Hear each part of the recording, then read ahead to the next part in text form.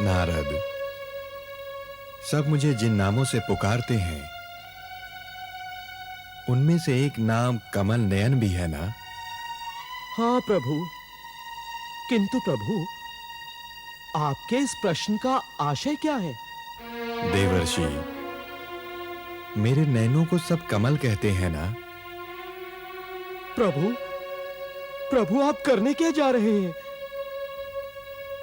देवर्षि, मैं कमल के स्थान पर अपने नैन चढ़ाने जा रहा हूं। इसके सिवा अब अन्य कोई उपाय नहीं है। नारायण नारायण, प्रभु ऐसा ना करें, अनर्थ हो जाएगा प्रभु। यदि आपने अपने नयन चढ़ा दिए तो सृष्टि की रक्षा का दायित्व कैसे निभाएंगे आप प्रभु? देवर्षि, सृष्टि की रक्षा के लिए ही तो कर रहा हूं मैं ये, अन्यथा इतने दिनों की पूजा अर्चना सब व्यर्थ हो जाएगी। हमारे सुदर्शन चक्र की प्राप्ति नहीं होगी, उपद्रवी दैत्यों का संहार नहीं हो पाएगा और दैत्यों के उपद्रव के कारण यज्ञ अपूर्ण रह जाएगा। अपूर्ण यज्ञ के कारण ये सृष्टि असंतुलित होकर समाप्त हो जाएगी। इसलिए हमें ये पूजा पूर्ण करनी ही होगी देवर्षि। हमें अपने नैन चढ़ाने ही होंगे। प्रभु ऐसा अनर्थ न करें प्रभु, आप दृष्टिहीन हो जाएंगे। हे प्रभु, आपको नयन ही चाहिए तो मेरे नयन ले लीजिए प्रभु। नारद, हम आपकी भक्ति और समर्पण की सराहना करते हैं।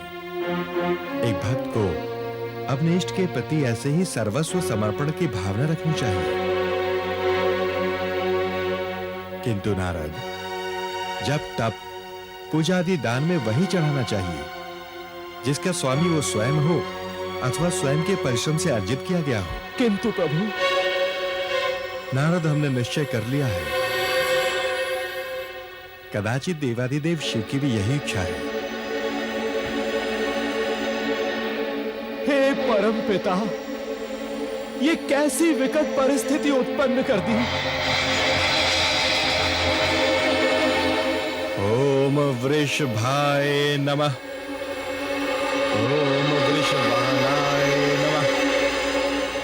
ओम नमः शिवाय। ओम नमः शिवाय। ओम नमः शिवाय। ओम नमः शिवाय। ओम नमः शिवाय। ओम नमः शिवाय। ओम नमः शिवाय। ओम नमः शिवाय। ओम नमः शिवाय। ओम नमः शिवाय। ओम नमः शिवाय।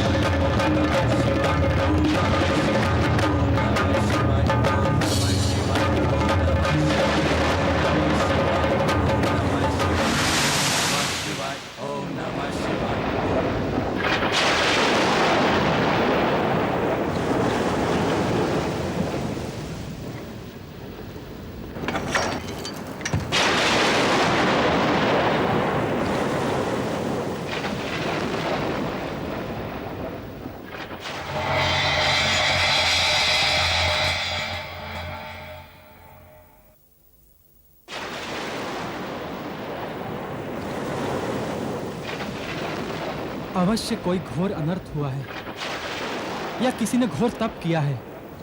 हाँ नंदी, तभी ये कैलाश पर्वत डोल रहा है और हमारे स्वामी भी हमारे प्रणाम का उत्तर दिए बिना ही चले गए। हो न हो ये श्री हरि विष्णु देव के ही तप का प्रभाव है। मुझे भी ऐसा ही प्रतीत होता है। कदाचित ये दैत्य गुरु शुक्राचार्य के कथन पर प्रभु ने विष्णु जी की कड़ी परीक्षा ली हो और विष्णु जी इस परीक्षा में सफल भी हो गए हो। कदाचित ऐसा ही हो। हे प्रभु, श्री हरि विष्णु देव की तपस्या को सफल करना। देव शुक्राचार्य प्रकट होइए, प्रकट होइए गुरुदेव, हमारी चिंताओं और आशंकाओं का निवारण कीजिए। गुरुदेव प्रकट होइए, प्रकट होइए गुरुदेव, प्रकट होइए।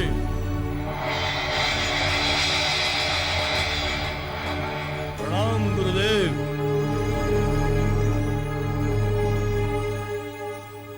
अब कैसी आशंका, अब कैसी व्यग्रता असुरराज शंबरासुर? आशंका तो अवश्य ही रहेगी गुरुदेव। इन देवों की लीला हम असुरों की समझ से परे है। पता नहीं कब क्या कर बैठे। देव छलिया होते हैं, छलिया। इनकी समस्त लीलाओं का एक ही परिणाम होता है, एक ही परिणाम, हम असुरों का संहार, हम असुरों का विनाश। किंतु इस बार ऐसा नहीं होगा असुरराज। इस बार इनकी लीला का आरंभ भी दानवों के हित में था और अंत भी दानवों के हित में ही होगा। आपके कहने का तात्पर्य यह है कि किसी भी स्थिति में विष्णु का यज्ञ पूर्ण नहीं होगा। विष्णु की पूजा पूर्ण हो जाए या अपूर्ण रह जाए, अब दोनों ही परिस्थितियों में दानवों का अहित हो ही नहीं सकता। परंतु गुरुदेव, ऐसा कैसे हो सकता है? ऐसा ही हुआ है असुरराज। हमारे प्रभु शिव जी की लीला के प्रभाव से ऐसा ही हुआ है। ये शिव जी की लीला का ही प्रताप है कि अब नारद और ब्रह्मा भी विष्णु की पूजा पूर्ण होने में बाधक बन रहे हैं। गुरुदेव, हमें विश्वास नहीं होता कि नारद और ब्रह्मा विष्णु की पूजा में बाधक बनते हैं। नहीं गुरुदेव, ये तो आपने कुछ विचित्र बात बताई हमें। विचित्रता तो इससे भी सहस्त्र गुना अधिक है शंबरासुर। गुरुदेव, आपने तो हमारी जिज्ञासा को चरम सीमा पर पहुंचा दिया है। ऐसा प्रतीत होता है जैसे आप हमारे धैर्य की परीक्षा ले रहे हैं। परिस्थितियां ही ऐसी निर्मित हो गई हैं। विचित्रता का चरमोत्कर्ष है ये। सुनो, विष्णु कमल प्राप्त करने में असमर्थ रहे, इसलिए उन्होंने कमल के स्थान पर नेत्र चढ़ाने का निश्चय कर लिया है। अब नारद और ब्रह्मा उन्हें रोकने का पूर्ण प्रयास कर रहे हैं। अब उनके प्रयासों का परिणाम जो भी हो, किंतु दैत्यों का संहार नहीं होगा। ऐसा कैसे हो सकता है गुरुदेव? वो ऐसे शंबरासुर कि यदि ब्रह्मा की बात मान ली गई तो विष्णु की पूजा पूर्ण नहीं होगी और उन्हें चक्र प्राप्त नहीं होगा। और यदि विष्णु नेत्र चढ़ाकर पूजा पूर्ण करते हैं और चक्र प्राप्त करते हैं तो वे अंधे हो जाएंगे। अंधे होकर वे आपको क्या मार सकेंगे? इसलिए असुरराज, अब आप और समस्त दानव जाति हर परिस्थिति में सुरक्षित है।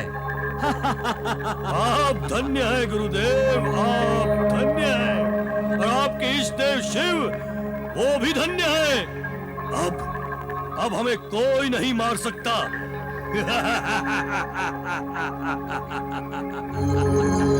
विष्णु, अब तुम कुछ भी कर लो, हम दैत्यों का संहार नहीं कर सकते।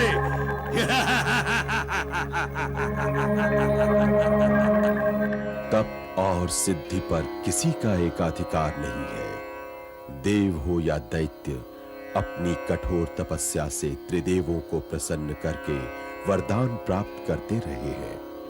परिणाम स्वरूप विष्णु को चक्र की पुनः प्राप्ति हुई, परंतु मुकासुर ऋषियों के विध्वंस हेतु प्रयासरत था।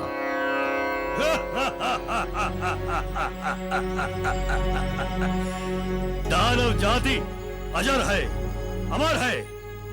कोई भी हमारा संहार नहीं कर सकता और ना ही हमारे समक्ष आने की चेष्टा कर सकता है। किंतु दैत्यराज, विष्णु बिखरे प्रयास कर रहे हैं कि वो अपनी तपस्या से जैसे भी हो सुदर्शन चक्र को प्राप्त कर लें। उस चक्र का विष्णु के हाथ में आना असुर जाति के संहार का कारण बन सकता है। नहीं, उस विष्णु से भयभीत होने की कोई भी आवश्यकता नहीं है। अब वो विष्णु एक सामान्य मनुष्य से अधिक कुछ भी नहीं है। उसने चक्र प्राप्त करने के लिए तपस्या की और नेत्रहीन हो गया, और अब ना ही उसमें दैवीय शक्ति शेष रही और ना ही शारीरिक। वो निर्बल असहाय, अपंग हो चुका है और अब उसका अस्तित्व एक चींटी से अधिक कुछ भी नहीं है। तो दैत्यराज, हमारे लिए क्या आज्ञा है? आज्ञा है कि जाओ और समस्त पृथ्वी से धर्म यज्ञ को समाप्त कर दो। जिस स्थान पर देवताओं की स्तुति हो या धर्म की शिक्षा का प्रावधान हो या जहां प्रार्थना और आराधना का स्वरूप दृष्टिगोचर हो, उसे नष्ट कर दो, क्योंकि धर्म पर अधर्म की विजय ही हम दानवों की अमरता का मूल मंत्र है। जाओ, समस्त यज्ञ स्थलों को नष्ट कर दो, जाओ। जो आज्ञा दैत्यराज, चलो। अब इस समस्त पृथ्वी पर हम दानवों का एक छत्र राज होगा, एक छत्र राज।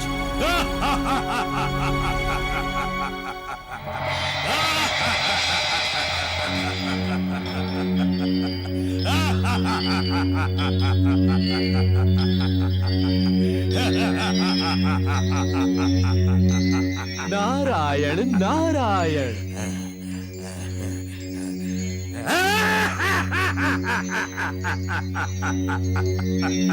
हम तुम्हें यहाँ देखकर आश्चर्यचकित नहीं हुए नारद, किंतु तुम्हें देखकर मैं अवश्य ही अचंभित हूँ शंबरासुर।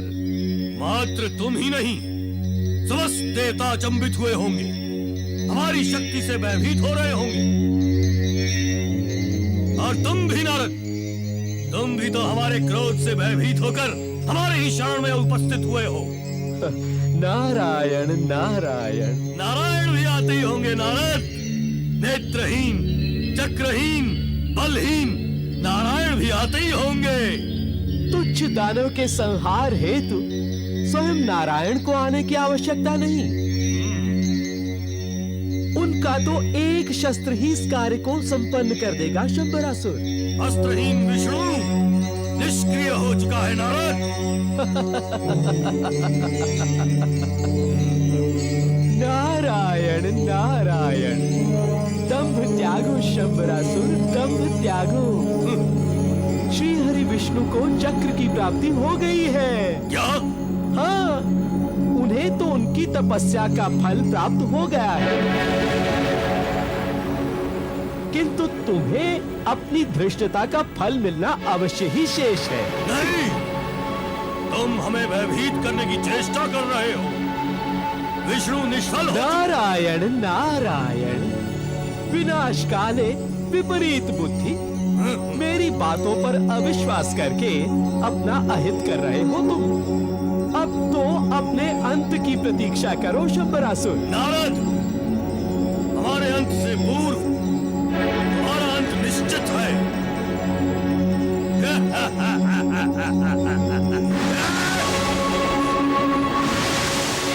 मायावी,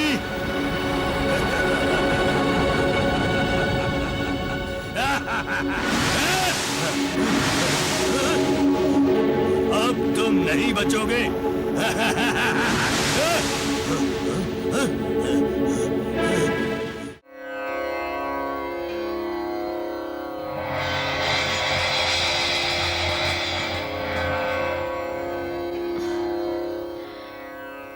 प्रणाम प्रभु।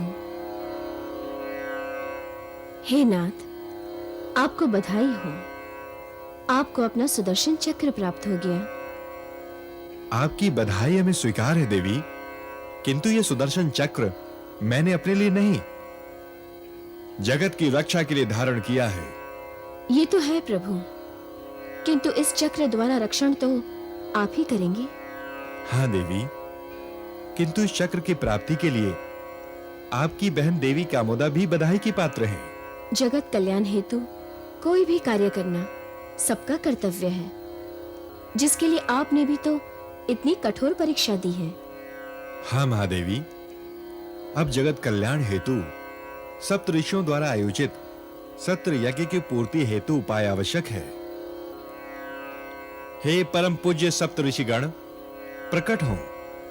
हे ब्रह्मदेव के मानस पुत्र सप्त ऋषिगण, प्रकट हो। हे धर्म मूर्ति भक्ति स्वरूप सप्त ऋषिगण, प्रकट हों। श्री हरि विष्णु और श्री देवी लक्ष्मी को हमारा प्रणाम।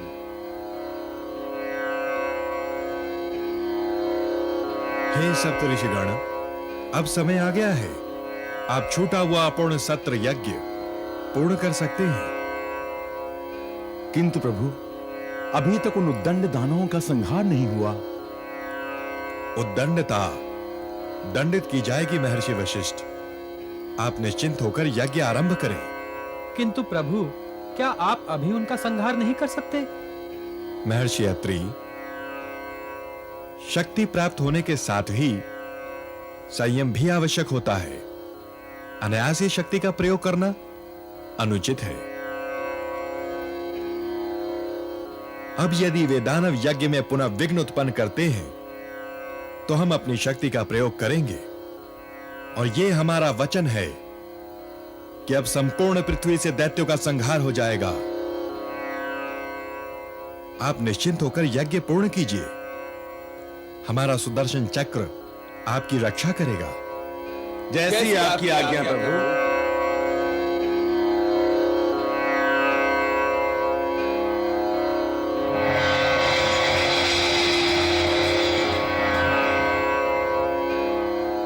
प्रभु, घोर तपस्या के पश्चात तनिक विश्राम कर लें आप। महादेवी, अभी विश्राम कहां?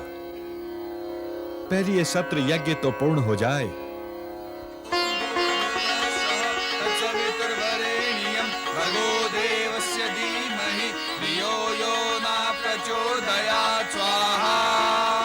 ओम भूर्भुवः स्वः तत्सवितुर्वरेण्यं भर्गो देवस्य धीमहि धियो यो नः प्रचोदयात् स्वाहा। ओम भूर्भुवः स्वः तत्सवितुर्वरेण्यं भर्गो देवस्य धीमहि धियो यो नः प्रचोदयात् स्वाहा। ओम भूर्भुवः स्वः तत्सवितुर्वरेण्यं भर्गो देवस्य धीमहि धियो यो नः प्रचोदयात् स्वाहा। ओम भूर्भुवः स्वः तत्सवितुर्वरेण्यं भर्गो देवस्य धीमहि धियो यो नः प्रचोदयात् स्वाहा। ओम भूर्भुवः स्वः तत्सवितुर्वरेण्यं भर्गो देवस्य धीमहि धियो यो नः प्रचोदयात् स्वाहा। श्री हरि विष्णु को पुनः चक्र प्राप्ति का हर्ष हुआ। यज्ञ पूर्ण करने हेतु सप्त ऋषियों को आमंत्रित किया गया, परंतु दैत्यों ने कुबुद्धि का प्रदर्शन करते हुए सप्त ऋषियों का विनाश आरंभ कर दिया। प्रभु, हमारी रक्षा कीजिए प्रभु। इन दानवों से हमारी रक्षा कीजिए श्री हरि। हमें बचाइए प्रभु, हमें बचाइए। नाथ, ये स्वर। दानवों ने अपने कुकृत्यों का प्रदर्शन आरंभ कर दिया है। सुदर्शन चक्र को दैत्यों के रक्त से स्नान कराने का समय आ गया है। सुदर्शन चक्र प्रकट हो, प्रकट हो सुदर्शन चक्र।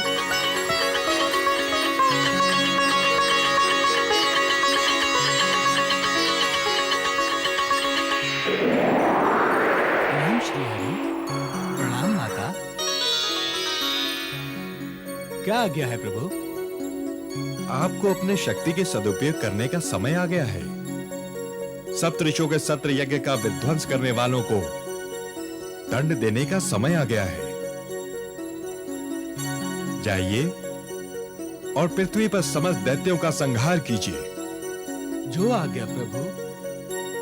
मैं शपथ लेता हूं कि मैं तब तक नहीं लौटूंगा जब तक पृथ्वी पर उपस्थित समस्त दानवों को समाप्त न कर दूं। मुझे आशीर्वाद दीजिए प्रभु।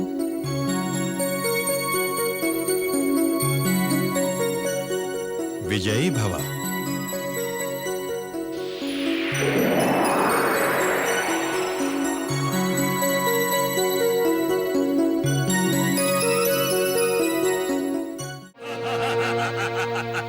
हमारा कोई अंत नहीं कर सकता, हमारा कोई संहार नहीं कर सकता। हम अमर हैं, अमर हैं। तूने मेरे प्रभु का अपमान किया है। तेरी बुद्धि भ्रष्ट हो गई है। तेरा सर्वनाश निश्चित है शंभरासुर। कोई तेरी रक्षा नहीं कर सकता, कोई नहीं।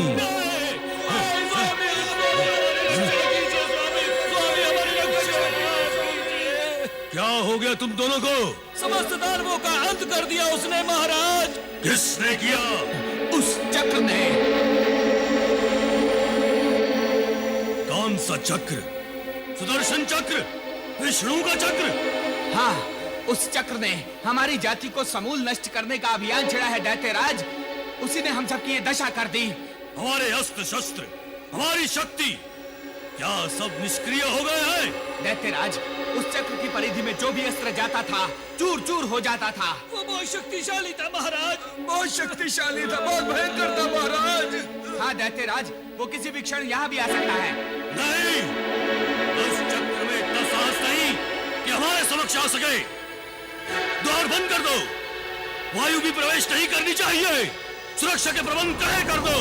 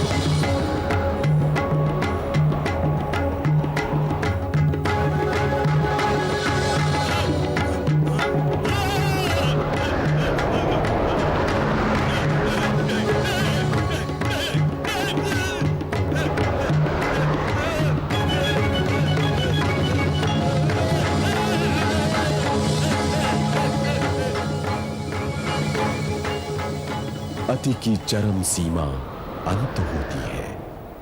आसुरी शक्तियां देवों के हाथों परास्त हुई। श्री हरि विष्णु ने चक्र शक्ति से दैत्यों का नाश किया। शंबरासुर के वध के साथ ही स्वार्थ, लालच एवं अत्याचारों का अंत हुआ।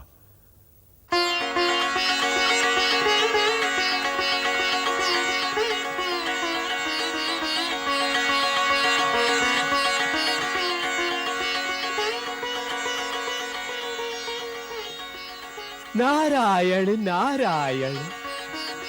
आनंद कंद दैत्य कृंद श्री हरि विष्णु और श्री एवं समृद्धि की देवी माता लक्ष्मी के चरण कमलों में चरण सेवक नारद का प्रणाम।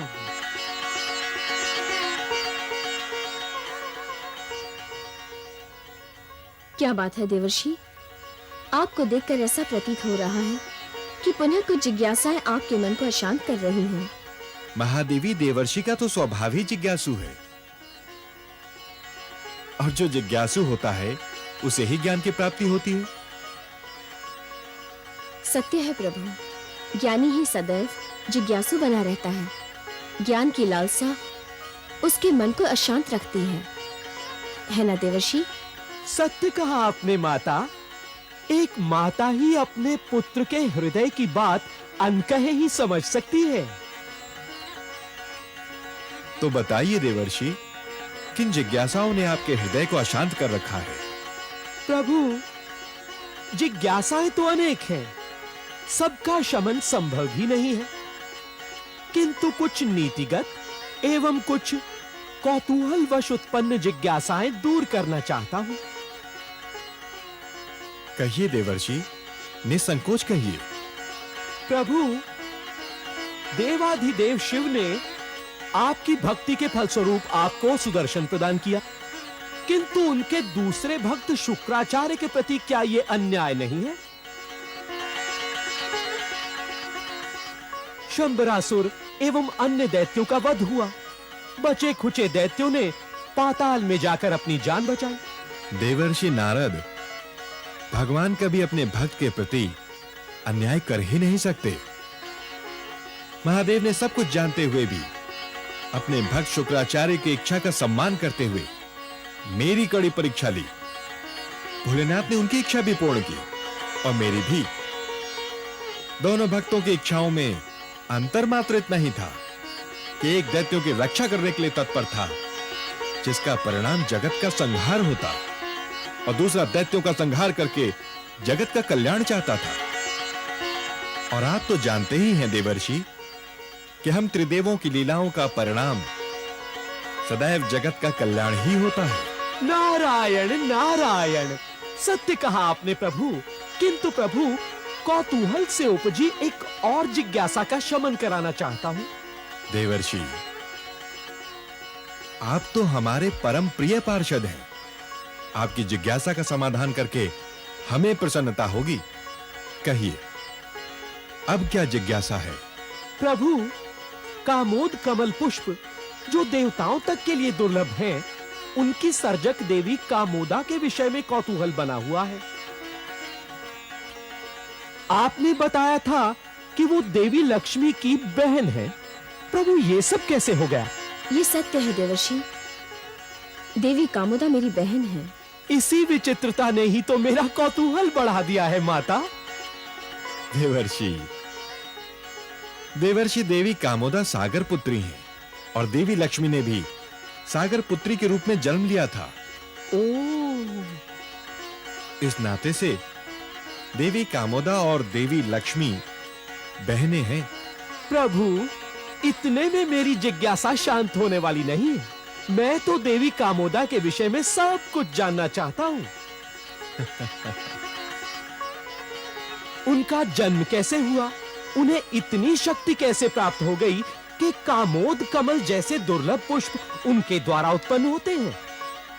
देवर्षि, इसके पीछे बहुत बड़ी कथा है, जो महर्षि अत्रि के पुत्र रुद्र अंश दुर्वासा के क्रोध से उपजी। दुर्वासा का क्रोध जग प्रसिद्ध है। वे मेरे अनन्य भक्त हैं। एक समय की बात है,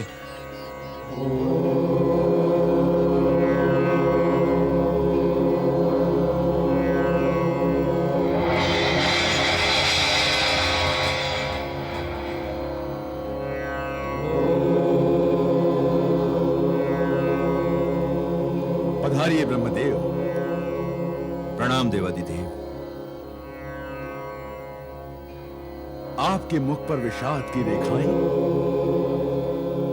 क्या कुछ घटित हो गया? देवादिदेव, ये जय जयकार के स्वर तो आप सुन रहे हैं ना? महाराज शंभरासुर की जय! महाराज शंभरासुर की जय! महाराज शंभरासुर की जय! ये तो दैत्यों का स्वर है। हाँ देवादिदेव, ये सत्य है, किंतु ये देवों के उपहास का स्वर है। देवताओं का उपहास? हाँ देवादिदेव, दैत्यों ने स्वर्ग पर अपना आधिपत्य स्थापित कर लिया है। आपके अंश दुर्वासा ऋषि का श्राप दैत्यों के लिए वरदान बन गया है। दुर्वासा के श्राप का अवश्य कोई कारण होगा ऋषिवर। हाँ देवादिदेव, दुर्वासा इंद्र पर कुपित हुए और परिणाम स्वरूप उन्होंने जगत को श्रीहीन होने का श्राप दे दिया। लक्ष्मी के लुप्त होते ही स्वर्ग निर्बल हो गया और दैत्यों का स्वर्ग पर अधिकार प्राप्त करने का मार्ग सुलभ हो गया। हे देवादिदेव, यह अनर्थ आपके अंश की क्रोधाग्नि का परिणाम है। अब केवल दुर्वासा इस अनर्थ से उबरने का उपाय बता सकते हैं, और केवल आप ही उन्हें उपाय बताने के लिए बाध्य कर सकते हैं देवादिदेव। ठीक है, हम प्रयास करते हैं।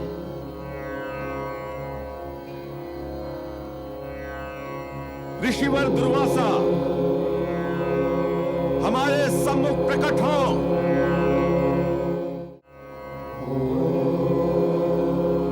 ऋषिवर दुर्वासा, हमारे सम्मुख प्रकट हो।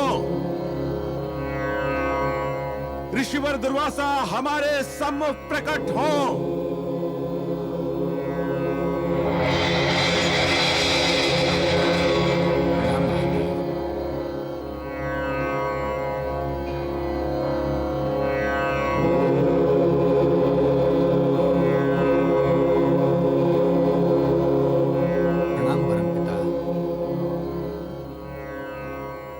ऋषिवर, हम ये क्या सुन रहे हैं? मैं जानता था ये बात आप तक अवश्य पहुंचेगी। परमपिता अपने कर्तव्य का पालन ना करें, ऐसा कैसे संभव है? देवों के साथ अन्याय होगा तो मुझे अपने कर्तव्य का निर्वाह करना ही होगा ऋषिवर। मैंने देवों के साथ कोई अन्याय नहीं किया, अभी तो उन्हें अपराध का दंड दिया है। दंड का विधान व्यवस्था को सुचारू रूप से संचालित करना है, दुराचारियों को सौंप देना नहीं। आपके क्षणिक क्रोध के कारण लक्ष्मी रुष्ट होकर इस जगत से लुप्त हो गई हैं। स्वर्ग से देव पतित हो गए हैं। देव अपने चरित्र से भी पतित हो चुके हैं महादेव। हे ऋषिवर, एकमात्र इंद्र की भूल को दंडित करने के लिए आप समस्त देवों को अपराधी नहीं मान सकते। एक एक कर्म का ही समस्त प्राणियों पर प्रभाव पड़ता है परमपिता। देवों को अपने कार्यों का विस्मरण हो गया था, उन्हें स्मरण कराने हेतु ही मैंने इंद्र को श्राप दिया, और इसी श्राप के कारण दैत्यों को स्वर्ग पर अधिकार प्राप्त हो गया है। परंतु इसी श्राप ने इंद्रादि देवों को लक्ष्मी का महत्व समझा दिया। हे ऋषिवर, जो वस्तु सहज प्राप्त हो जाए अज्ञानी उसका महत्व नहीं समझते। देव होने के कारण शक्ति, संपन्नता, धन, ऐश्वर्य उन्हें अनायास ही प्राप्त हो जाते हैं, इसलिए उनकी दृष्टि में इनका महत्व नगण्य हो जाता है और वो स्वर्ग को ही सर्वशक्तिमान समझने लगते हैं। इस समय वो श्रीहीन है और उन्हें अनुभव हो रहा है कि श्री का महत्व क्या है। यदि उन्हें अपनी अज्ञानता का आभास हो चुका है तो आपको भी अपना श्राप वापस ले लेना चाहिए। आप तो जानते हैं महादेव, दिया हुआ श्राप या वरदान वापस नहीं लिया जा सकता। भोग विलास के अधीन होकर अपनी सीमाओं का उल्लंघन करना, वचन तोड़ना, मर्यादाओं का उल्लंघन करना, यह अक्षम्य है महादेव। इस अपराध का दंड तो सभी प्राणियों को अवश्य मिलना चाहिए, भले ही वो देव हो या दानव या सामान्य मानव। ऋषिवर, आप भोग विलास, वचन भंग और मर्यादाओं के उल्लंघन पर क्रोधित हैं, उचित है। परंतु लक्ष्मी के लुप्त होते ही स्वर्ग लोक जिन दैत्यों के हाथों में चला गया है, उनके लिए भोग विलास, वचन भंग, मर्यादाओं का उल्लंघन, अत्याचार, दुराचार ही उनका आचरण और विधान है।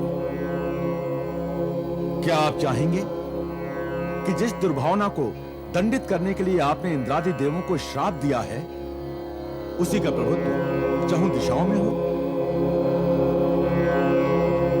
हे ऋषिवर, तनिक शांत मन से विचार कीजिए। जगत श्रीहीन होने से सृष्टि रचना अर्थहीन हो रही है, प्रत्येक कार्य अपूर्ण हो रहा है, उचित अनुचित की व्याख्या का मोल नहीं रहा। जगत श्रीहीन होने से चहुं और लूट खसोट मारकाट मची हुई है,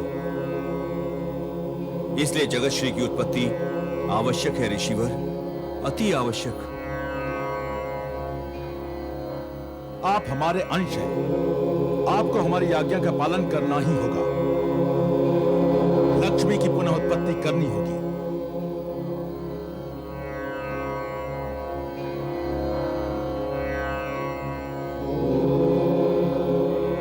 महादेव, लक्ष्मी अपने समस्त रूपों के साथ समुद्र में लुप्त हो चुकी हैं। उन्हें पुनः उत्पन्न करने का एकमात्र उपाय है समुद्र मंथन। समुद्र मंथन? समुद्र मंथन? समुद्र मंथन इतना सहज नहीं है ऋषिवर, और यदि समुद्र मंथन की स्थिति आ भी गई तो देवों दानवों को एक साथ मिलकर समुद्र मंथन करना होगा। दानव देवों के संग एकजुट होकर समुद्र मंथन के लिए तत्पर होंगे, इसमें संदेह है ब्रह्मदेव?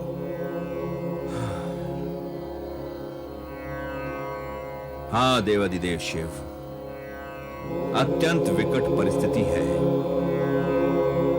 इंद्र के एक कुकर्म ने स्वर्गलोक सहित समस्त सृष्टि को विचलित कर दिया है। परब्रह्म इंद्र को सद्बुद्धि दे।